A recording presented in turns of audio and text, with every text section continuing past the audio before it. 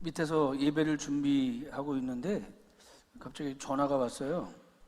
그래서 무슨 급한 전화인가 하고 받았더니 화성시청에서 전화가 왔어요.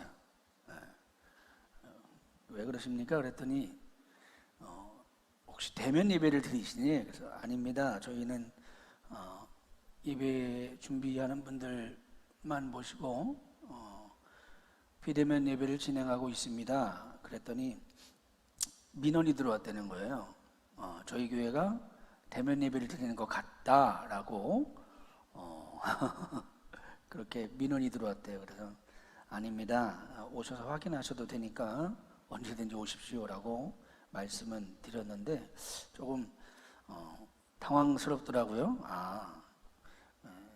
아마 이제 저희가 예배 들어오면서 들어오는 모습들이 이제 저희는 직접 다 보여지니까 예배를 드리나라고 생각을 했던 것 같습니다.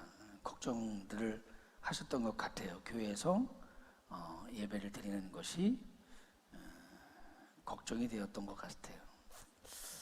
참 시절이 조심스럽고 힘든 시절이면 분명합니다. 더군다나 여러분도 혹시 보셨을지 모르지만 인터넷 뉴스에 보면 저희 감리교 경기연회가 아니라 이제 서울연회죠. 서울 지역에 서울에도 서울연회, 서울남연회가 있는데 서울연회의 감독님이신 원 감독님이 이제 성명서 비슷하게 성명서는 아니고요. 각 교회에게 보내는 목회 서신을 보냈던 것 같아요. 서울에는 그렇게 많은 교회 수가 감리교가 있지는 않는데 그래도 개교회마다 이렇게 목회 서신을 보낼 때 그런 내용들을 쓴 것 같아요. 정부에서 예배 드리지 말라라고 하는 것을 하지 말아 줬으면 좋겠다. 우리가 교회가 조심해서 예배를 드리는 것을 원한다. 그래서 적어도 서울에 있는 서울연회에 속해 있는 교회 감리교들은 오는 9월 20일서부터 대면 예배와 비대면 예배를 동시에 드리려고 한다. 대신 모든 일을 신중하고 조심성 있게 접근을 해라. 그리고 가능하면 나라에서 지정하는 거리뛰기 뭐 이런 것들을 다 지켜서 행했으면 좋겠다라고 하는 목회 서신을 아마 이렇게 보냈던 것 같습니다. 근데 그것이 이제 언론에 공개가 되어지면서 성명서처럼 이렇게 발표가 되어져서 그런 뉴스를 보신 분들이 더 걱정을 하신 것 같아요. 우리도 감리교회다 보니까 아마 대면 예배를 드리는 것은 아닌가라고 걱정이 돼서 이제 시청에 전화를 했던 것 같습니다.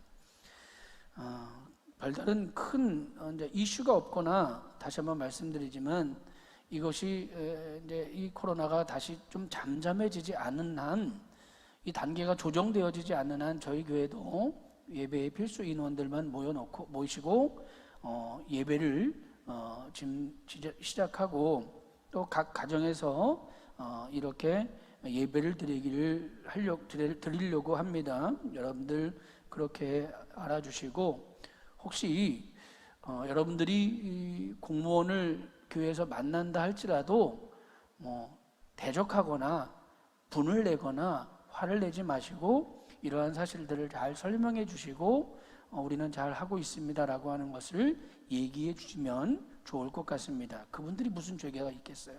시키는 대로 하는 건데. 그러니까 그분들을 가능하면 사랑으로 또는 이해로 서로 도와줄 수 있기를 바랍니다.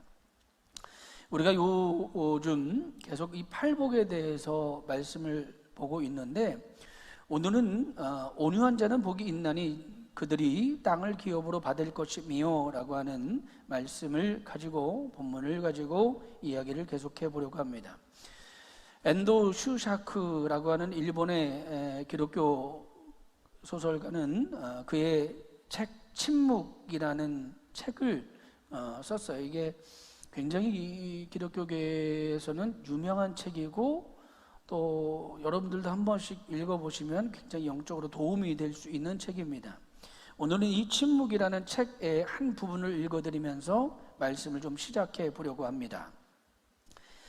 리스본 신학교의 모든 신학생들은 존경과 사랑을 받던 이 페레이라 신부가 일본으로 선교를 갑니다. 그리고 일본 선교에 굉장히 큰 획을 긋는 사람이 이 페레이라라고 하는 신부예요. 그런데 일본이 이때 이 침묵이라는 소설이 쓰여지던 그 시대에는 굉장히 기독교를 박해하던 시대입니다. 그래서 이 기독교를, 예수를 믿으면, 그러니까 이제 천주교죠. 천주교가 먼저 들어갔으니까 천주교를 믿으면 사람을 바닷속에 빠뜨려 죽이고, 또 구멍을 파서 사람을 묻고 물이 들어오면, 썰물이 들어오면 사람이 점점 잠기게 해서 죽음을 두렵게 하는 그런 것들. 또 한 가지는 이 귀에다가 이렇게 상처를 낸답니다. 귀 뒤에다가 이 동맥인지 어딘가를 이렇게 자르면 피가 계속 나온대요. 멈추지 않고. 그 상태에서 바다의 구덩이를 파서 구덩이 속에다가 뒤집어서 사람을 이렇게 집어넣는 거예요. 그러면 이 사람이 들어가면서 피가 계속 빠지기 때문에 아주 서서히 사람이 죽어간답니다. 이 당시의 고문 중에 이 고문이 기독교를 배교하는 가장 큰 고문 중에 하나였다라고 합니다.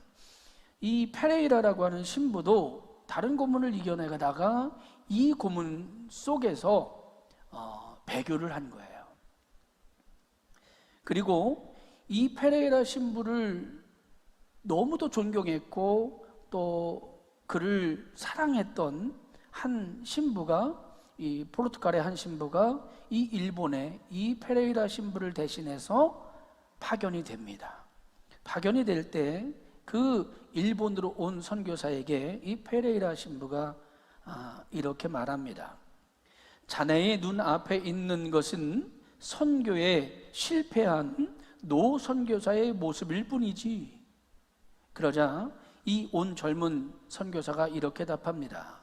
선교에 패배란 없습니다.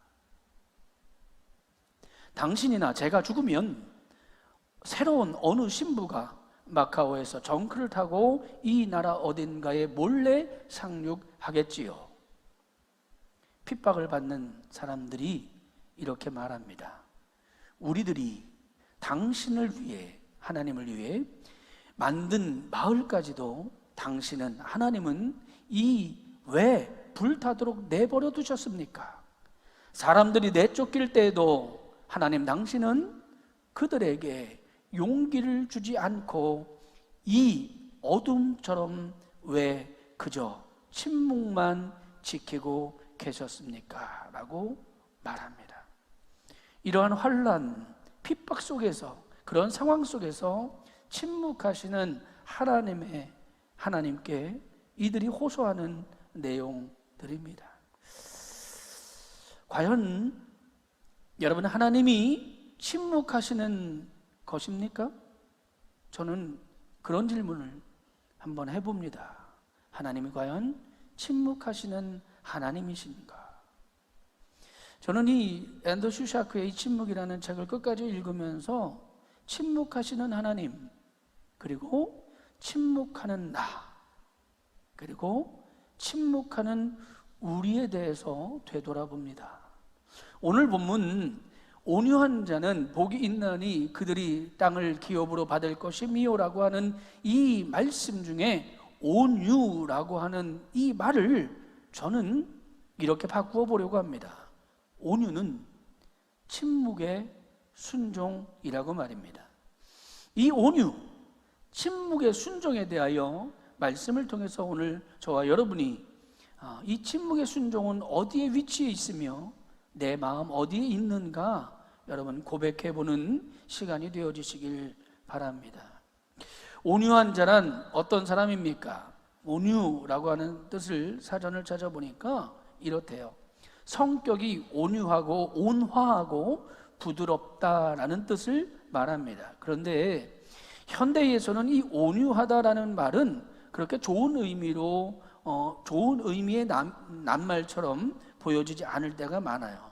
오늘날 이 말은 우유부단 혹은 아첨 혹은 비열 같은 뜻으로 가진 낱말로 사용되어져 있고, 또 무력하고 굴종적인 모습을 연상시키게 합니다. 온유한 사람은 우유부단해 보이고, 온유한 사람은 아첨을 잘하는 것처럼 비열한 것처럼 보여진다라고 하는 겁니다. 그래서 아리스토텔레스는 이 온유란 단어를 이렇게 정의했어요. 온유란 지나친 노여움이라는 뜻과 지나치게 태평무사하다라는 뜻의 중간쯤이 온유다라고 이 아리스토텔레스는 이야기했어요. 성서학자 바클레이는 이 온유한 자는 복이 있나니라고 하는 이 구절을 이렇게 표현했습니다. 잘 들어보세요. 분노할 만한 때에 분노하고, 분노하면 안 될 때 분노하지 않는 자에게는 복이 있다라고 그 중간쯤에 간 단계를 나타나는 겁니다. 그런데 여러분, 성경은 이 온유에 대해서 이렇게 말합니다. 마태복음 5장 5절에 온유라고 하는 단어의 뜻을 보면, 그 단어의 뜻은 성경에서는 가난하다, 괴로움을 당한 사람들 혹은 수탈을 당할 때에 대한 그 태도를 말하는 거예요. 즉 가난하거나 억압을 받거나 괴로움을 당하는 위와 같은 상황으로부터 거칠게 반발하거나 인간의 힘으로 해결하는 것이 아니라 그 모든 것을 하나님께 맡기고 영적 평화를 유지하는 상태를 말씀하고 있는 것이 온유다라고 성경에서는 그렇게 뜻을 풀이합니다. 여러분, 이사야서 53장 7절로 9절엔 이 온유라는 뜻을 또 이렇게 표현합니다. 제가 읽겠습니다. 이사야서 53장 7절로 9절까지 말씀입니다. 여러분도 다 같이 읽어보시기 바랍니다. 같이 합니다. 시작. 그가 곤욕을 당하여 괴로울 때에도 그 입을 열지 아니하였으며, 마치 도수장으로 끌려가는 어린 양과 털 깎는 자 앞에 잠잠한 양같이 그 입을 열지 아니하였도다. 그가 곤욕과 신문을 당하고 끌려갔으니 그 세대 중에 누가 생각하기를 그가 산사의 땅에서 끊어짐은 마땅히 형벌을 받아 내 백성의 허물을 인함이라 하였으리요. 그는 강포를 행치 아니하였고 그 입에 괴사가 없었으나 그 무덤이 악인과 함께 되었으며 그 묘실이 부자와 함께 되었도다. 이사야는 온유에 대해서 이렇게 표현합니다. 온유는 곤욕을 당할 때 입을 열지 아니한다라고 말합니다. 또 이사야는 이렇게 말합니다. 온유란 도살장으로 끌려가는 어린 양과 같고 털을 깎는 자 앞에서 잠잠한 양과 같다라고 말입니다. 또 이렇게 표현하죠. 곤욕과 신문과 형벌을 받을 때에 강포를 행하지 아니하시고 입에 괴사가 없는 것이라고 말입니다. 침묵의 순종. 그래서 저는 이 온유라고 하는 단어를 이렇게 표현해 봤습니다. 침묵의 순종이다.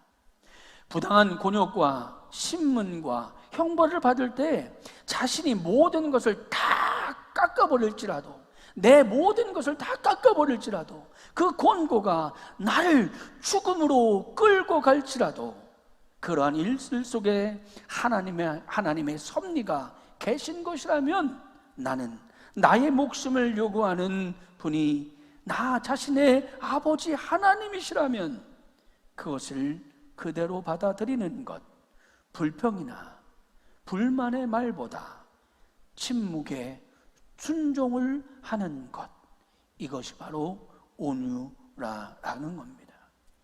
더 나아가서 이 온유는 세상 사람들이 보기에는 앞에서 말했지만 미련해 보입니다. 굴종적으로 보입니다. 할 말을 못하는 것처럼 비굴하게 보여집니다. 그러나 하나님은 이것을 당신의 가장 귀한 열매 중에 하나라고 우리에게 말씀하십니다. 갈라디아서 5장 23절은 이렇게 말씀하지 않습니까? 온유와 절제니 이 같은 것을 금지할 법이 없다.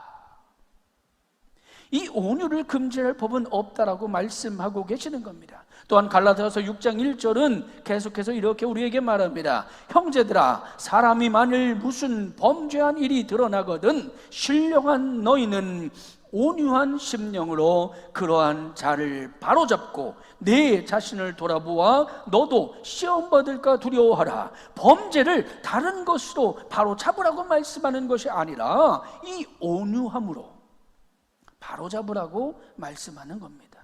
단 이 온유함에는 조건이 있지요. 뭡니까? 신령한 온유함입니다. 우리의 온유함이 세상 사람들이 말하는 단순한 착함, 그것에 그치지 않기를 바라고 계시는 것이다 라는 겁니다. 하물며 징계를 할 때조차도 온유하라고 말씀합니다. 디모데후서 2장 25절은 이렇게 말합니다. 거역하는 자를 온유함으로 훈계할지니 혹 하나님이 그들에게 회개함을 주사 진리를 알게 하실까 한다라고 말입니다. 여러분, 어떻게 징계를 온유함으로 합니까? 장발장에게 밀리에르 신부의 용서는 바로 이 온유함의 징계였어요. 이 징계로 장발장이 고통을 당하거나 아프거나 손해를 본 것은 아닙니다.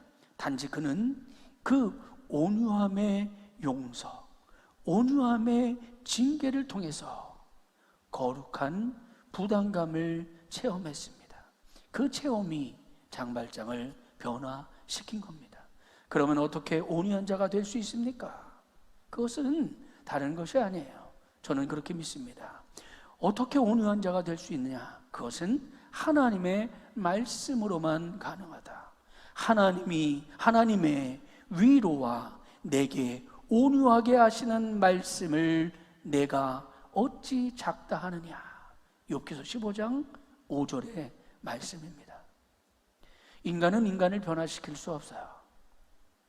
인간이 인간을 변화시킬 수 있다면 전쟁이나 싸움은 일어나지 않았을 겁니다.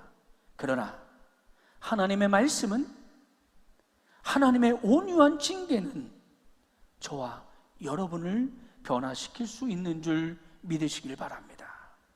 왜 그렇습니까? 히브리서 기자는 이렇게 말해요. 하나님의 말씀은 살았고 능동력 있어 좌우의 날선 그 어떤 검보다 예리하여 혼과 영과 및 관절과 골수를 찔러 쪼개기까지 하며 또 마음의 생각과 뜻을 감찰하시나니. 히브리서 4장 12절의 말씀입니다. 하나님의 말씀이 살아있답니다. 하나님의 말씀이 운동력이 있고 하나님의 말씀은 인간의 심성조차도 변화시킬 수 있다라고 말합니다. 영과 혼과 관절과 골수를 찌르며 그 혼과 영과 관절과 골수를 쪼개기까지도 한다라는 겁니다. 마음의 생각, 그 뜻, 그것을 감찰하시는 그것이 바로 하나님의 말씀이며 이것이 온유한 징계가 가지고 있는 말씀의 능력이라고 말하고 있습니다. 이 말씀의 능력만이 불완전한 인간을 불온유한 인간을 완전케 혹은 온유케 할 수 있는 겁니다. 성경은 모세를 향하여 온유한 자라고 말해요. 민수기 12장 3절 말씀을 보면 이 사람 모세는 온유함이 지면에 그 모든 사람보다 승하다.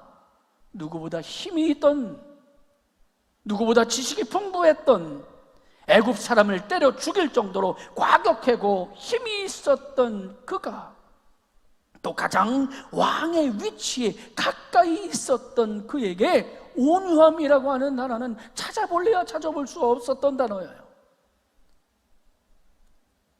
하나님은 그런 그를 광야로 쫓아내십니다. 광야의 삶이 그를 온유케 만들었습니다. 그런 그에게 광야의 삶은 그를 스스로 낮출 줄 아는 삶으로 바꾸었습니다. 출애굽기 3장 6절입니다. 또 이르시되 나는 내 조상의 하나님, 아브라함의 하나님, 이삭의 하나님, 야곱의 하나님이라. 모세가 하나님 배웁기를 두려워하여 얼굴을 가리우매 광야는 그를 하나님을 두려워하는 사람으로 변화시켰다라는 겁니다. 광야의 삶은 그를 나는 능력이 없는 사람입니다라고 고백하는 삶으로 바꾸었다라고 말하고 있는 겁니다. 우리는 우리에게 힘듦이 오고 우리에게 억울함이 오고 우리에게 어떤 다급함이 오면 나는 내 입으로 무언가를 해결하려고 하고 내 마음으로 무언가 해결하려고 하나 그것은 하나님이 주시는 온유함이 아니에요. 그 광야 속에서 우리가 깨달아야 할 것은 모세가 하나님께 하려되 내가 누구건데 바로에게 가며 이스라엘 자손을 애굽에서 인도하여 내리까. 출애굽기 3장 11절의 말씀처럼 또 모세가 여호와께 구하여 주여 나는 본래 말에 능치 못한 자라. 주께서 이 종에게 명하신 후에도 그러하니 나는 그 입이 뻣뻣하고 혀가 둔한 자이니다 라고 출애굽기 3장 11절에 하는 말씀처럼 여러분 그는 그 광야의 삶을 통해서 자기 스스로를 되돌아보는 시간을 가졌고 그 광야의 삶을 통해서 자신이 능력 없고 무지한 자라는 것을 깨닫게 되었다는 겁니다. 그러므로 사랑하는 성도 여러분, 온유가 어디에서 옵니까? 건강에서 옵니까? 힘에서 옵니까? 가지고 있는 능력의 여유함 속에서 오는 것이 온유입니까? 성경은 그렇게 말하고 있지 않습니다. 성경은 우리의 삶이 광야 가운데 있을 때 그 광야에서 나 스스로를 되돌아볼 때 내가 힘이 없고 내가 할 수 없다라는 것을 고백하는 그 순간에 깨닫게 하시는 것이 온유다라고 말씀하고 있습니다. 출애굽기 4장 14절과 18장 21절은 또 이렇게 말합니다. 여호와께서 모세를 향하여 노를 바라시고 가라사대 레위 사람 내 형 아론이 있지 아니하뇨. 그대는 또 온 백성 가운데 제덕이 겸전한 자 곧 하나님을 두려워하여 진실무망하여 불의한 일을 미워하는 자를 빼서 백성 위에 세워 천부장, 백부장, 50부장, 10부장을 삼아라 라고 말씀하고 있는 거예요. 여러분 내가 불가능하다라고 내가 할 수 없다라고 생각할 때에 하나님은 우리에게 나를 도울 수 있는 돕는 자까지도 예비해 주시는 줄 믿으시길 바랍니다. 온유하다라고 하는 것은 굴종적인 내가 아닙니다. 온유하다라고 하는 것은 비열한 자가 되라고 하는 것이 아니에요. 온유하다라고 하는 것은 할 수 없다라는 것을 거기서 멈추는 것이 아니라 나는 할 수 없거든 하나님을 통해서 내가 할 수 있다라는 고백을 하는 것, 이것이 바로 광야의 삶을 통해서 자기 자신의 의와 자기 자신의 힘을 드러내는 삶이 아니라 다른 사람을 세워주고 다른 사람이 그를 볼 때에 온유한 사람이라고 만들어주는 것. 여러분 다윗은 또 어떻습니까? 블레셋과의 전쟁에서 아버지가 그 형들에게 가서 위문품과 또한 안부를 물어오라고 합니다. 그래서 그 어린 아들이 전쟁터로 가는 거예요. 그런데 그 전쟁터에서 형들이 그 다윗에게 뭐라고 말합니까? 그가 형입니다.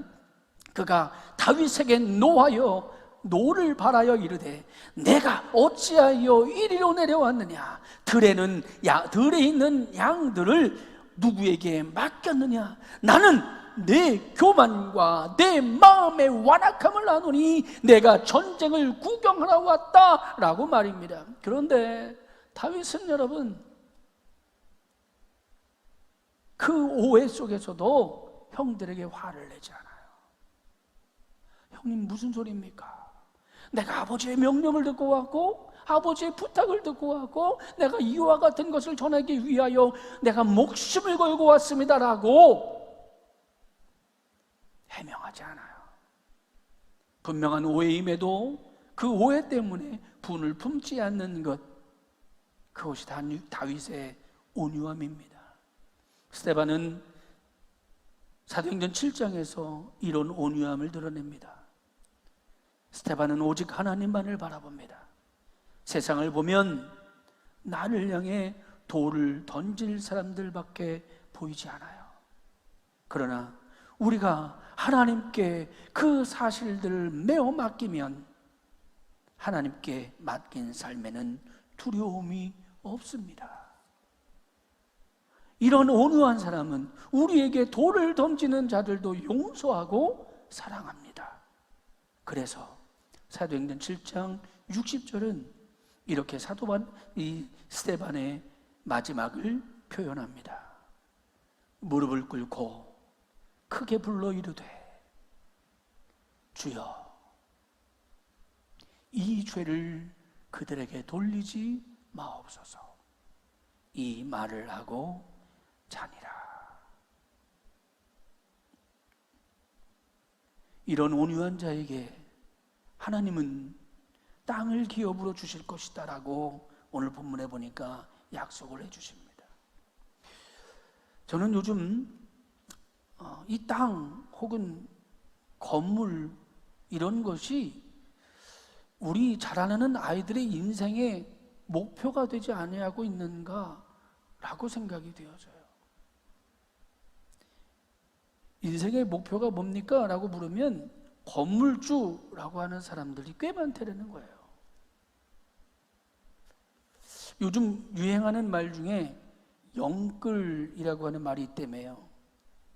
무슨 뜻인가 찾아봤더니 영혼까지 끌어모으다라는 뜻이라는 거예요. 부동산이나 주식에 자신이 가진 모든 것, 영혼까지라도 끌어모아서 투자하는 것이 영끌한다라고 한다는. 하나님이 주시는 땅이 여러분 이런 땅입니까? 내가 살기 위해서 집을 소유하고 내가 어떤 인생을 영위하기 위해서 어떤 건물을 가지고 이것이 나쁘다라는 얘기를 하는 것이 아닙니다. 여러분 그런데 내가 내 영혼까지 끌어모아서 해결해야 될 것이 하나님이 주시는 땅일까? 땅을 기업으로 받을 것이다라는 말씀 그대로 보면 그것도 틀린 말은 아닙니다. 하나님이 그것도 우리에게 주실 것이다라고 저는 믿습니다. 그런데 저는 오늘 이 본문의 말씀 속에서 이 말씀보다는 그 뒤에 오는 말씀을 더 중점적으로 보려고 합니다. 땅을 무엇으로 주시겠다? 기업으로 주시겠다. 여러분, 기업으로 주실 것이라는 사실을 분명히 믿으시길 바랍니다. 단순한 땅을 주시는 것이 아니라 기업으로 그 땅을 주시겠다라는 거예요. 하나님이 주시는 기업은 우리의 행위에 또 다른 것이 있어야, 우리 행위 위에 그것 외에 다른 것이 있어야 된다라고 하는 것을 깨달으시길 바랍니다. 여러분, 조카 롯이 땅을 받기 위해 아브라함을 떠납니다. 그런데 조카 롯은 모든 땅을 잃어버리고 아브라함에게 되돌아오잖아요. 반대로 여러분, 아브라함은 조카 롯에게 좋은 땅을 양보했지만 아브라함은 결코 잃어버릴 수 없는 땅을 기업으로 받은 줄 저는 믿습니다. 우리는 이 땅의 주인이 아니라 땅을 기업으로 받는 축복을 받아야 한다라고 저는 믿습니다. 아브라함의 아들 이삭은 또 어떻습니까? 아브라함의 이 아들 이삭이 우물을 팔 때마다 샘이 무척 막 솟아났습니다. 그런데 그때마다 이방 사람들에게 그 우물을 빼앗겨요. 이 아들 이삭은 한 번도 그들과 다투지 아니하고 그 우물을 그대로 건네줍니다. 그 온유함의 결과가 창세기 26장 28절이에요. 여호와께서 너와 함께 하심을 우리가 분명히 보았노라. 할렐루야. 여러분, 우리가 세상 사람들에게 보여줘야 될 것이 뭡니까? 아니, 내가 보여야 할 것이 뭡니까? 저는 바로 이것이라고 생각합니다. 여호와께서 너와 함께 하심을 우리가 분명히 보았다. 나는 당신을 통해서 하나님을 봅니다라고 하는 이 사실이 예수를 안 믿는 사람들이 우리를 통해서 보아야 될 것이라고 저는 믿습니다. 여러분, 바로 이 하나님이 주시는 땅의 기업, 도저히 빼앗을 수 없는 것, 이 기업은 내가 임의로 팔 수조차도 없는 것, 아니 팔았다 할지라도 저와 여러분이 그것을 먼저 살수할 수 있는 기회를 찾을 수 있는, 기회를 가질 수 있는 우선권이 가지고 있는 것. 또한 이 땅의 기업은 한정된 땅의 축복이 아니라 우리가 발로 밟고 지나가는 곳까지 다 주시는 복의 확증이다라고 하는 겁니다. 여호수아와 갈렙이 가나안 땅의 정복 이야기를 보세요. 여러분, 그 가나안 땅의 정복 이야기는 지금도 이루어지고 있어요. 바울의 전도 여정을 보시기 바랍니다. 모든 곳이 하나님의 땅이 되어 가고 있다라고 하는 거예요. 그리고 그 땅을 저와 여러분에게도 기업으로 주시겠다라고 말씀하는 것, 이것이 바로 땅을 기업으로 주시겠다라고 하는 복입니다. 현재도 많은 선교사님들이 밟고 다니시는 그 모든 땅, 하나님의 땅으로 변모되어지고 있음을 저는 믿습니다. 오늘 말씀의 시작을 엔도 슈자쿠의 침묵으로 시작했는데, 저는 엔도 슈자쿠의 침묵에 나오는 한 글로 마무리를 해보려고 합니다. 배교자였고, 이 책의 주인공 중에 또 한 사람인 배교자였고 가롯 유다와 같았던 일본인이 등장하는데, 그 일본인이 기치지로라는 사람입니다. 이 사람은 많은 사람들을 예수를 믿는 척하면서 팔았고, 예수를 믿는 척하면서 배교자로 이끌었고, 그래서 신부들조차도 그 신부들을 팔아서 이득을 취하던, 삶을 영위하던 사람이 이 기치지로예요. 그런 그가 이 침묵이라는 책 마지막 부분에 가서 하나님 앞에 배교한 신부를 찾아가, 배교한 신부지만 끊임없이 하나님을 위해서 살아가려고 노력하는 이 한 신부를 찾아가 고해성사를 받으려고 합니다. 내 고해성사를 받아주십시오. 나는 당신의 고해성사를 받을 수 있는 자격이 없습니다. 나는 배교한 사람입니다. 그런데 그 이 기치지로가 다시 말합니다. 당신은 배교했지만 이 일본 땅의 많은 사람들이 당신을 배교한 신부로, 하나님의 사람으로 인정하고 있으니 나의 고해성사를 당신이 받을 수 있다라고 나는 믿습니다. 그 기치지로가 이렇게 고해성사를 합니다. 이 세상에는 말입니다, 약한 자와 강한 자가 있습니다. 저같이 천성이 약한 자는 성화를 밟으라는 관리의 고문을 받으면 더 이상 말을 못하고 그가 눈물을 흘리며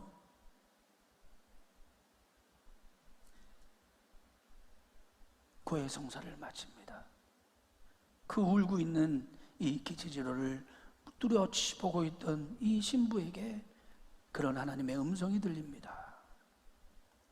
밟아도 좋다. 내 발은 지금 아플 것이다. 오늘까지 내 얼굴을 밟았던 인간들과 똑같이 아플 것이다. 하지만 그 발의 아픔 안으로 이제 충분하다. 나는 너희의 아픔과 고통을 함께 나누겠다. 그것 때문에 내가 존재하니까. 이 고해성사를 듣던 신부가 이렇게 답합니다.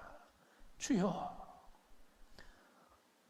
당신이 언제까지 침묵하고 계시는 것을 원망하고 있었습니다. 그때 주님이 다시 말씀합니다. 나는 침묵하고 있었던 것이 아니다. 너희와 함께 고통을 나누고 있었을 뿐이다 라고 말입니다.